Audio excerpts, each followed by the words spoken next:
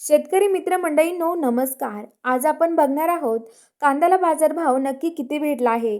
हा बाजारभाव राहुरी येथील आहे.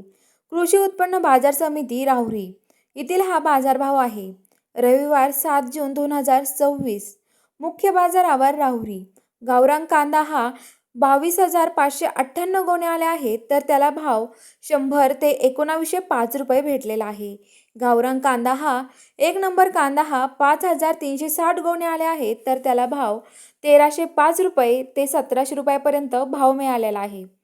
नंबर 2 कांदा आहे त्याला 13,851 गोणे आले आहेत, तर त्याला भाव 805 रुपये ते 1,300 रुपयापर्यंत भेटलेला आहे.